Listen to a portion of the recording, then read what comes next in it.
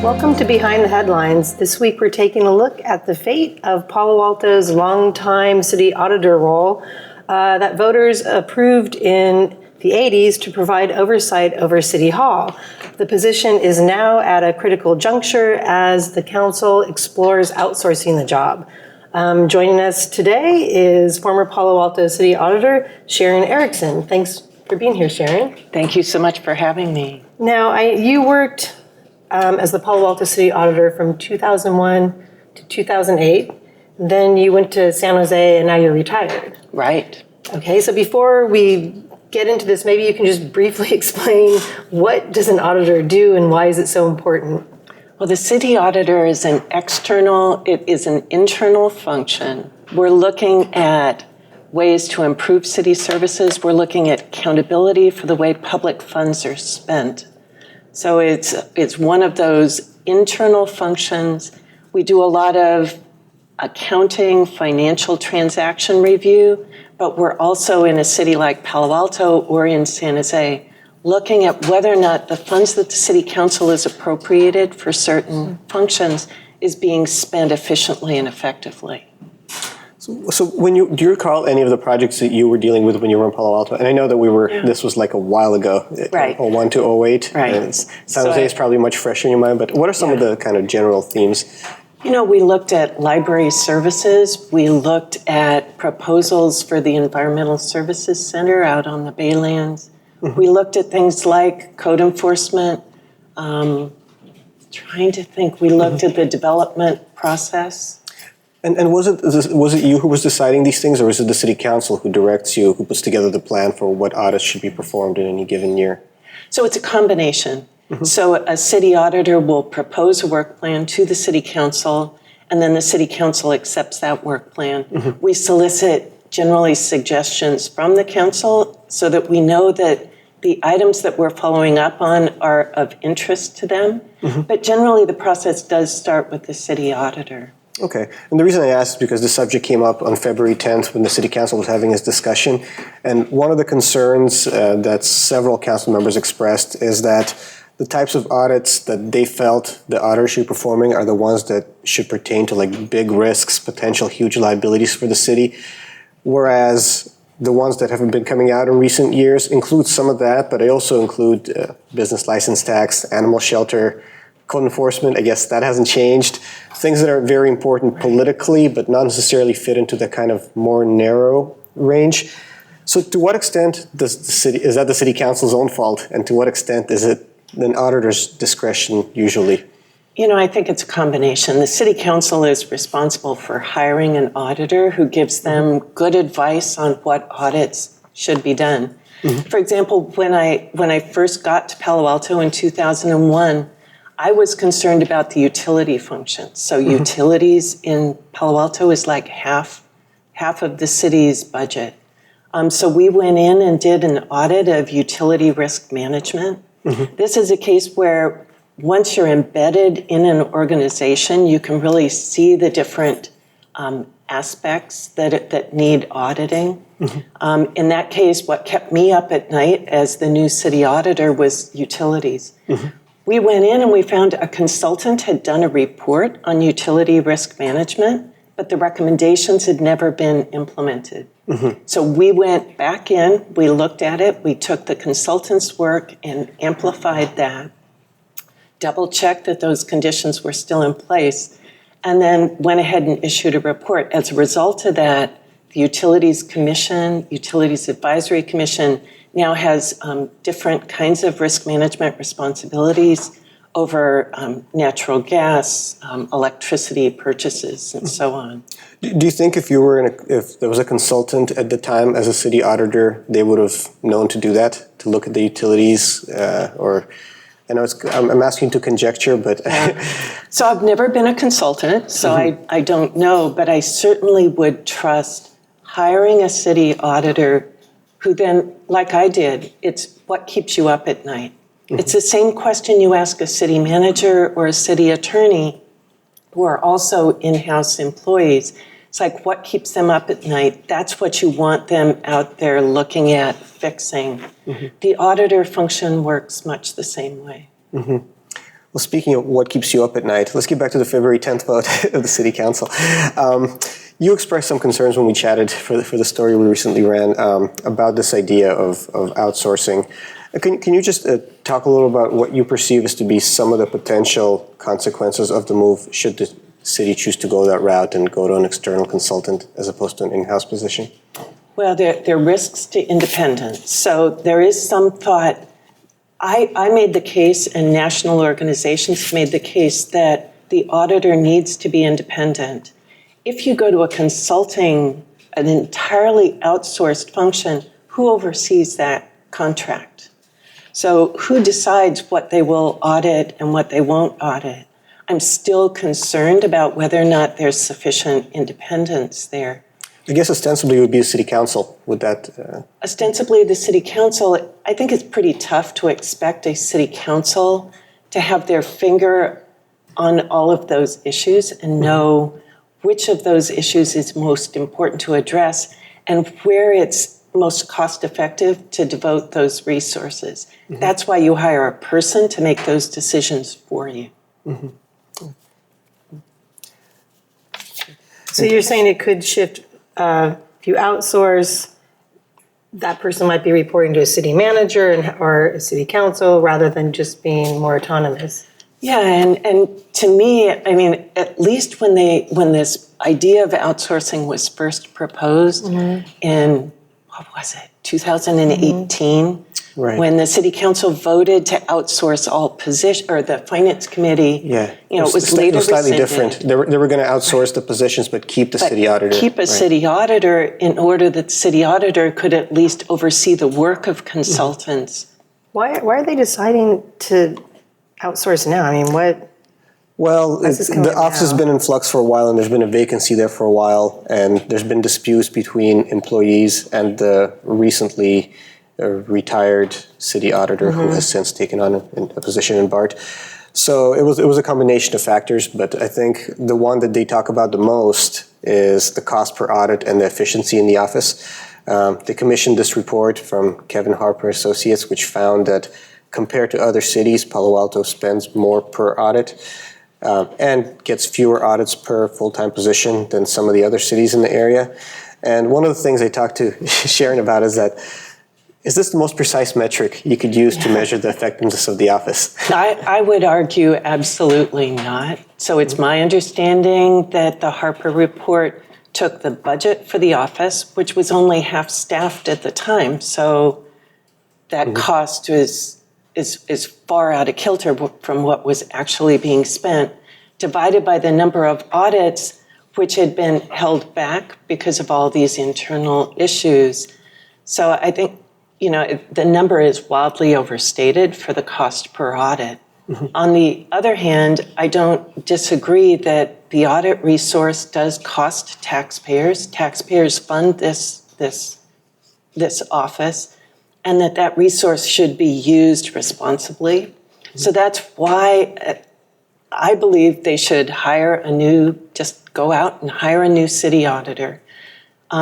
Enforce that city auditor should do an annual risk assessment of potential audit projects. It's what we've always done up until recently. The office has always conducted, to my knowledge, an annual risk assessment of different city programs based on budget, size, impact on the community, and go down that pathway. That way, that person, the city auditor, can provide the council with something to work with. So then they can say, this proposed audit really interests me. This one, not so much. The city auditor can take that back and then decide which programs to audit. And the metric that we just discussed, the cost per audit, also kind of assumes that performance audits are kind of like pretty much the sole function. I talked to Larry Klein, the former council member who was on the council when the office was created, and he mentioned that just having auditors present has a deterring effect from people trying to do things not by the book. So I just wanted to ask you, aside from the actual performance audits that we see that get posted on the city auditor's website, are there other functions that the office does that might not be captured in this metric? And if so, what are those functions? Yeah, so the city auditor's office oversees the annual external financial audit. So that's where CPAs from the outside also come in and review all the financial transactions of the city. So the auditor's office provides kind of a second level of independent review of that. They do that. They actually have coordinated, at least we started it back when I was in the office, the annual National Citizen Survey, which is performed by an outside firm. We haven't seen it this year, unfortunately, before the right. priority setting process, which has been the practice in the past. But yeah, I always felt strongly that you can't judge the success of a city without knowing what your residents think.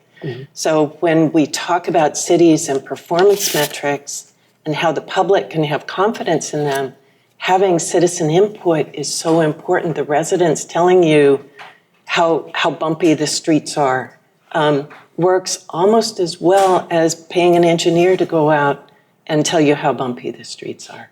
And I do feel like the city auditor served an almost political function in a way, a political function independent of the council, in that when you had like Harriet at City Hall, or presumably her predecessors, residents could go up and voice their concerns, and that's why we would see like audits on things like animal shelter, code enforcement, business license tax, things that residents have pointed out aren't working well, and the auditor kind of gives an independent look.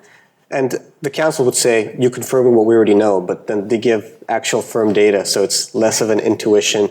And I was wondering if you could talk about some of the kind of, which you already did to a small extent, but to the function of the city auditor in a sense of, as a person who could get closer to the community than potentially somebody from the outside. Like, did you interact with the public a lot, and did that influence your work plan when you were the city auditor? Oh, yeah.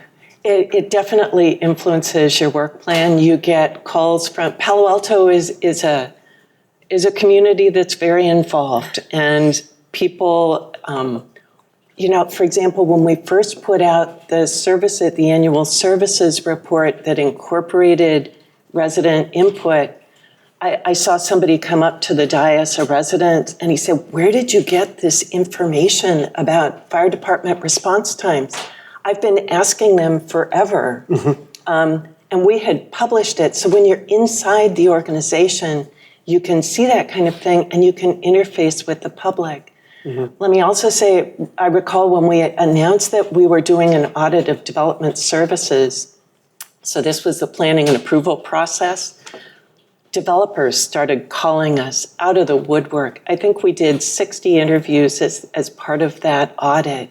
And some of it was just hearing developer complaints about how long the process took, and then us being able to, on the one hand, talk to them and then talk to city staff and ferret out what are the good things and the bad things about how that process was working. I hate to be the bearer of bad news, but that wasn't entirely fixed.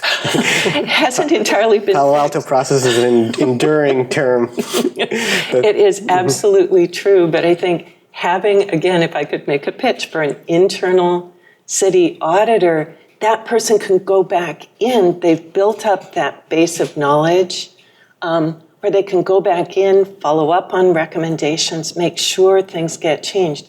Now, one could say, so it wasn't fixed, so what good did it do? But I think even having someone in city government, it's not an ombudsperson, but somebody else independent to listen to complaints is an important part of making a democracy work. So people feeling that they have some agency, even though they may be millionaires coming in to get their development permits approved, feeling like they could come in and honestly talk to somebody about what was going right and what was going wrong was helpful in the long run. But still needs to be fixed. I'm not sure. I think fixing that is well beyond the power of any one department. But I just wanted to point out, the city does have one example of an independent auditor that's an external one, and that's the independent police auditor. I was talking to somebody in the city who kind of brought that up as an example. They're independent. Why can't we just do that with the city auditor? And I felt like they were kind of making the point for me in that we haven't had a police audit since October 2018. Nobody really understands why the delays are caused, aside from maybe a few people at City Hall. And so, which just kind of, and the residents can't really go to City Hall and go to the 7th or 8th floor and ask this auditor what's taking so long, because they're based in Los Angeles. So I'm just adding to your point is that in addition to the kind of risk assessment stuff they do, it's also a venue for people to ask questions and to kind of make inquiries and things like that. And I think that didn't really come up in the council's decision. Yeah.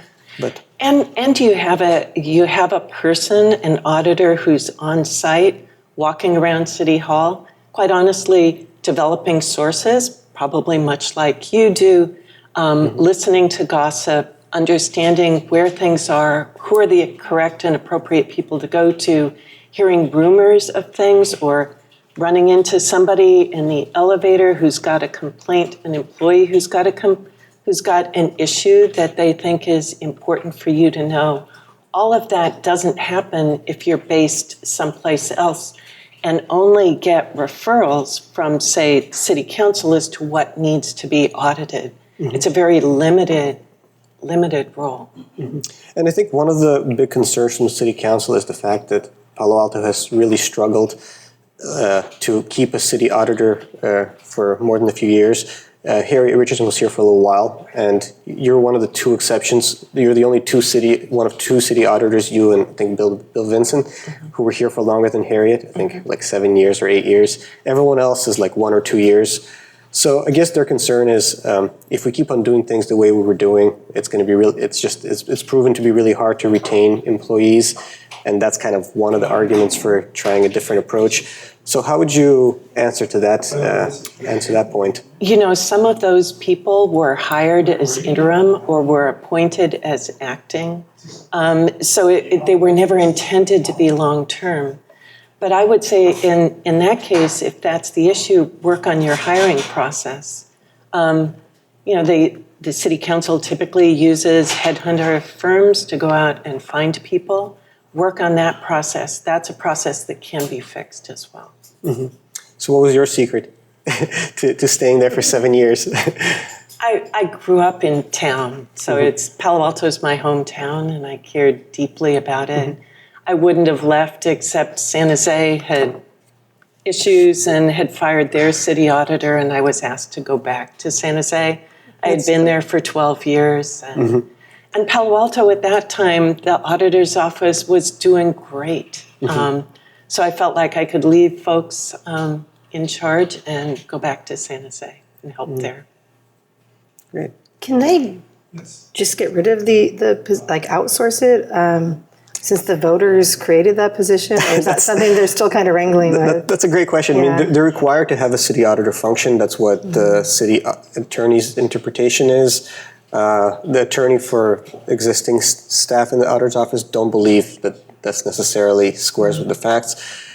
So I'm not a lawyer, so it's hard for me to get into the legalese. I could look at the minutes from 1983, which I have in front of me, and they don't mention anything about outsourcing. They're basically talking about the fact that Palo Alto used to have a controller, a guy named Al Mitchell, who was here for 22 years.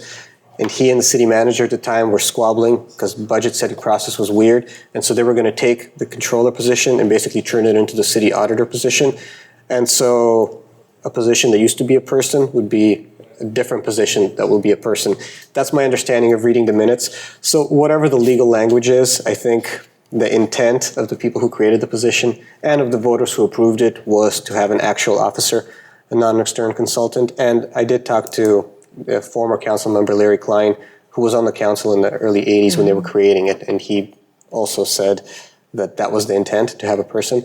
So can they do that? Possibly. Did they envision doing that? Not in the early 80s when they were creating it. So I do also think there would be different provisions in the municipal code that clearly indicate that it's a person and would need to be changed. Now, the city council can do that. like the word officer? Yeah.